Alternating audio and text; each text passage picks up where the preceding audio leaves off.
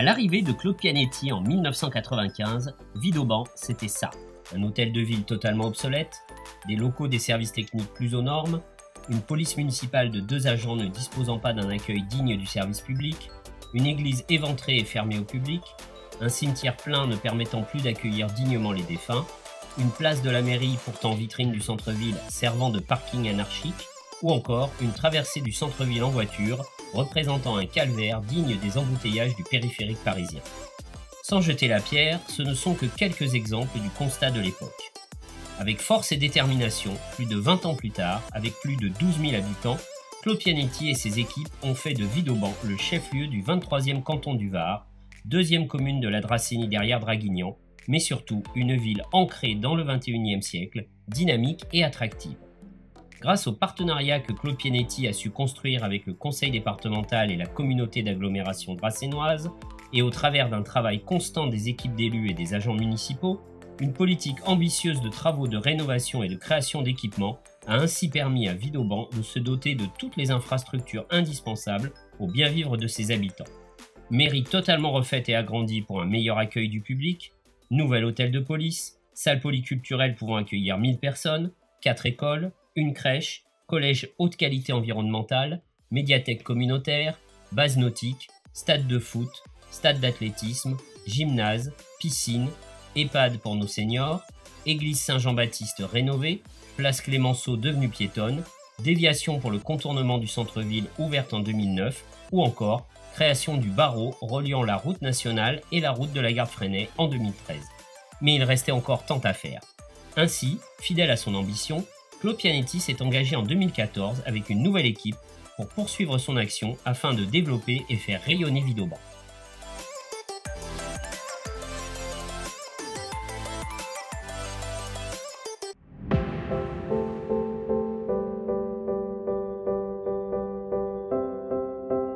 Malgré les lenteurs et différents aléas, en moins de 4 ans ont été réalisés.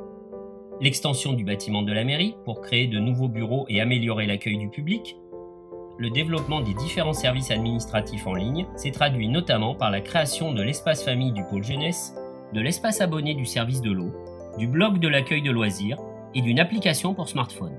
Depuis janvier 2019, une permanence des services état civil et élections se tient en mairie tous les mardis soirs de 17h à 18h30 et le premier samedi du mois de 8h30 à 12h. La transformation, la mise aux normes et la rénovation des 4 écoles de la commune, pour plus de 3 millions, elles reçoivent aujourd'hui dans les meilleures conditions 1208 élèves. En outre, 2 salles de classe supplémentaires ont été créées en centre-ville au sein de l'école Kergomar. La création d'une nouvelle cuisine centrale avec le partenariat du Conseil général de 20% pour un coût d'1 million d'euros permettant de produire quotidiennement près de 1000 repas pour toutes les écoles primaires de la commune. La réalisation de l'éclairage du stade du Clos ainsi qu'une toute nouvelle salle avenue Maximin Martin entièrement refaite en régie. La création de nouveaux tennis municipaux sur 4000 m² pour un montant de 600 000 € avec la participation du conseil départemental. La rénovation des toitures et façades des chapelles Saint-Pons et Sainte-Brigitte. La modernisation et le développement de notre offre de spectacles culturels et festifs pour plus de 200 000 € investis en 4 ans. Aux côtés du comité des fêtes et grâce aux nombreux bénévoles, ce ne sont pas moins d'une 60aine de concerts, pièces de théâtre ou encore spectacles humoristiques qui ont animé à longueur d'année notre commune. À ceci se rajoutent des événements de taille récemment créés comme le Festival et Terroir ou le Salon de la BD Vidobule. N'oublions pas la relocalisation de la fête locale en plein cœur de ville. La modernisation de notre police municipale qui réunit aujourd'hui une quinzaine d'agents de proximité assurant une présence policière sur tout le territoire, de jour comme de nuit, et soutenue par un centre de surveillance urbain relié à un réseau de caméras de vidéoprotection très étendu et performant. La création d'une police de l'environnement rattachée au cabinet du maire, menée par un garde champêtre chef assermenté qui s'appuie sur la mise en place, avec le partenariat de la CAD, d'une 30aine d'appareils photo pour lutter plus efficacement contre la pollution et les incivilités. Son action vient ainsi en renfort de l'extension des horaires d'ouverture de la déchetterie communautaire et du ramassage des encombrants effectué en régie par 2 agents municipaux qui complètent celui effectué par la CAD le jeudi matin. L'installation d'une 40aine de points d'apport volontaires pour améliorer la propreté et le recyclage grâce aux colonnes et conteneurs enterrés de tri sélectif en partenariat avec la communauté d'agglomération dracénoise. La création de la station d'épuration de Ramatuelle, qui était attendue de longue date, fonctionne sur un principe biologique naturel. elle a été réalisée pour un montant d'1,2 million d'euros. Suite au vote à l'unanimité du plan local d'urbanisme en 2013, la commune a souhaité favoriser une urbanisation maîtrisée et cohérente qui préserve la qualité de vie. Plus de 700 permis de construire pour des particuliers et des immeubles collectifs ont ainsi été délivrés depuis 2014. Et pour répondre aux contraintes de la loi, sur plus de 500 logements collectifs livrés, 157 logements à loyer modéré ont permis à plus de 300 familles demandeuses d'être logées, dont une majorité de Villeaubanais. Pour lutter de façon efficace contre les incendies et les inondations, dans le cadre des plans de prévention risque feu de forêt et risque inondation, mis en place respectivement en 2003 et 2010, de très nombreux travaux d'élargissement des voies, d'entretien pour l'évacuation des eaux pluviales et la pose de 3 martelières et d'une centaine de bornes ont notamment été effectués, en plus de la création d'un service de cantonnier composé de 3 agents municipaux. L'élargissement de l'offre de parking en centre-ville qui, aux côtés des nombreux parkings gratuits totalisant plus de 800 places, propose un parking payant de 150 places avec possibilité d'abonnement, ainsi que 38 places gratuites en zone bleue dans l'hypercentre pour faciliter les achats de proximité. La modernisation de l'éclairage public, dont 75% des ampoules ont été changées au profit de lampes à LED, permettant une consommation électrique divisée par 3. La remise en état complète avec la création d'un réseau d'assainissement collectif et la reprise de la voirie existante, impasse de la Condamine, suite à la mise à jour du schéma directeur d'assainissement. La refonte et l'embellissement du square de la Résistance pour un coût de 300 000 € en intégrant notamment la pose des statues de Jean Moulin et du Général de Gaulle, ainsi qu'une fontaine afin d'offrir une valeur symbolique forte au devoir de mémoire auquel la municipalité est particulièrement attachée. La remise à niveau des chemins communaux, depuis 2015, un grand programme d'aménagement et de sécurisation des routes d'une part, de réfection et de réhabilitation des chemins communaux d'autre part, a été mis en œuvre. Quelques exemples de voies refaites. Les chemins de la Rourède, de la Giraude, de la Verrerie Neuve, des Baumettes, des Carrières, des Chênes Verts, de la Carrère, le boulevard Coy de Caen et l'ancienne route d'Italie.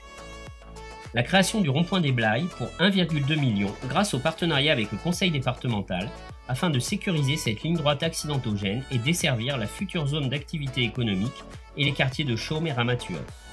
Le réaménagement complet de l'entrée ouest de la ville, route nationale 7, qui, grâce au conseil départemental, pour 1,9 million, intègre la création d'une voie partagée pour piétons et vélos, des trottoirs neufs, une voirie et un éclairage public entièrement refait, ainsi que la création de plateaux traversants.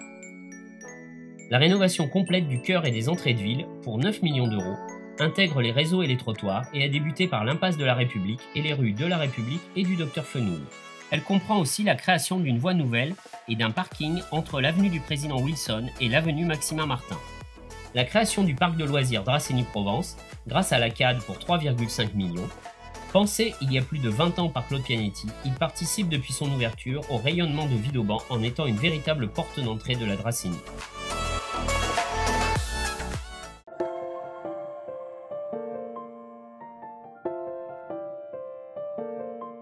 Pour les Villeaubanais comme pour la municipalité, parmi de nombreuses autres péripéties, l'année 2018 aura été marquée par l'incident de la source d'Entraigues, l'effondrement du pont naturel entraînant la rupture de la canalisation alimentant la ville en eau et la fragilisation de l'usine de pompage. Cette coupure générale, qui a duré du 3 au 8 mars, a poussé la ville à réorganiser en urgence toutes ses installations sur le site. Une nouvelle conduite d'eau a donc été installée au-dessus du pont artificiel, afin d'alimenter la commune de façon pérenne et en toute sécurité. Une nouvelle station de pompage sera installée à l'avenir de l'autre côté du Petit Argence.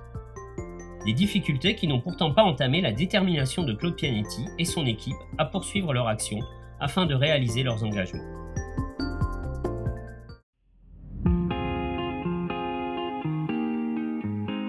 Une nouvelle refonte du service de la police municipale, entamée en 2018, se poursuivra grâce à de nouveaux recrutements de policiers en supplément d'un budget d'environ 50 000 € pour le matériel. Le réaménagement de l'ancienne salle IFAPRI, avenue Maximin Martin, pour un montant global de plus de 500 000 €, va permettre la mise à disposition gratuite de nouveaux locaux aux associations, complétant ainsi l'offre de la salle d'activité déjà créée juste à côté en 2015. La livraison de 2 nouvelles résidences en 2019, représentant 150 logements à loyer modéré supplémentaires, afin de tendre vers l'obligation légale et qui permettront d'ajouter aux 300 familles majoritairement villeaubanaises déjà logées depuis 2014 de nouveaux demandeurs. Rattaché au parc de loisirs après l'achat du centre du Rosé pour 1 million d'euros en 2018, la création d'un parking gratuit complémentaire de 500 places en entrée de ville, à 3 minutes à pied du centre. la modernisation de l'éclairage public avec l'éclairage du rond-point des Blaye, la finalisation du passage des lampadaires restants de la commune aux lampes à LED, tout en effectuant la remise en état des mobiliers et le passage aux ampoules à basse consommation pour l'éclairage de l'église Saint-Jean-Baptiste. La remise aux normes des réseaux pour la lutte contre les incendies se poursuit avec régularité et s'achèvera fin 2019. Sur le réseau d'eau, plusieurs études ont été lancées en 2018 pour effectuer d'importants travaux sur le réseau d'alimentation en eau potable, comprenant la sécurisation du château d'eau de l'Escarayole pour garantir une alimentation optimale de la zone, notamment en période estivale, la création d'une usine de potabilisation de l'eau liée au canal de Provence pour assurer une deuxième ressource, le déplacement de la station de pompage d'Entraigues, ou encore le remplacement des canalisations en plomb, des tuyaux les plus fragiles et des compteurs en centre-ville. L'amélioration des réseaux téléphoniques et Internet, car, suite aux discussions avec l'opérateur Orange en 2018, une antenne pour le réseau téléphonique sera installée à Chaumes en 2019, tandis que l'installation de la fibre sur la commune devrait démarrer entre 2019 et 2020. Lancée en 2016, la création d'une moyenne surface commerciale supplémentaire, attaquée à plusieurs reprises, demeure engagée, notre partenaire Carrefour confirmant sa volonté d'aboutir. Cette nouvelle offre commerciale créera 50 emplois en plus des emplois indirects et devra être complémentaire à celle des boutiques du centre-ville auxquelles nous restons attachés, notamment par la nomination en 2018 d'une adjointe déléguée chargée, entre autres, de faire l'interface entre les demandes d'installation de commerce et les propriétaires privés. La création de la zone d'activité économique de Materon est engagée. Inscrite dans le schéma de cohérence territoriale de la CAD, l'installation dans cette zone d'artisans, de TPE et de PME devrait amener plus de 150 emplois dans les 2 années à venir. La création, au chemin de la Condamine, de 2 traversées sur le ruisseau et une réfection complète intégrant la voirie, le pluvial et la création d'une nouvelle voie. La remise à niveau des chemins communaux se poursuivra notamment grâce à la création d'une seconde équipe d'agents municipaux dédiés et à l'acquisition d'un nouveau camion. Sont programmés, entre autres, en ce début d'année, le chemin de la Verrerie Neuve, le chemin des Grands Pins, le chemin des Ribasses, le chemin de Mourès, le chemin de Pied-de-Banc, celui de la Savoie et celui de Châteauneuf. La sécurisation de la route de la Garde Freinet avec la reprise et l'élargissement des accotements depuis le pont SNCF jusqu'au chemin des Parrains grâce au conseil départemental. La stabilisation des berges du chemin du Toronnet où le conseil départemental plantera des micro-pieux et réalisera un mur de soutènement pour 400 000 € à partir de septembre 2019. La réalisation d'une voie cycle piéton et d'un nouveau réseau d'évacuation des eaux pluviales par le conseil départemental sur la portion de la RD 48 allant de l'avenue de la Résistance jusqu'au quartier Bourgarel. La ville créera quant à elle des espaces verts et des jardins. La réhabilitation complète du cœur de ville côté Est, démarrée en 2018, se poursuivra en 2019 avec la démolition des vieux immeubles depuis le parking de la place Saint-Roch jusqu'à la traverse Foch.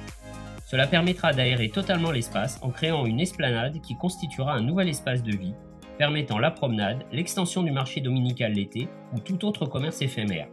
Cette refonte favorisera aussi la rénovation des façades et des logements d'immeubles appartenant à des propriétaires privés. 5 bâtiments ont déjà fait l'objet d'une telle rénovation.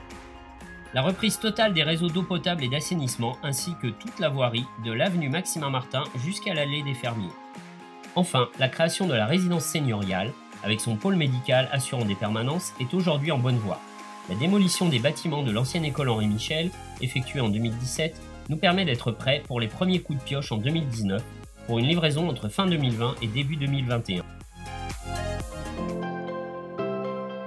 Ainsi, grâce aux excellents partenariats que nous entretenons avec le conseil départemental et l'agglomération d'une part, et à une saine gestion municipale incluant des coûts de fonctionnement maîtrisés d'autre part, nous poursuivons le développement raisonné de Villeauban avec toujours plus d'équipements pour une qualité de vie optimale.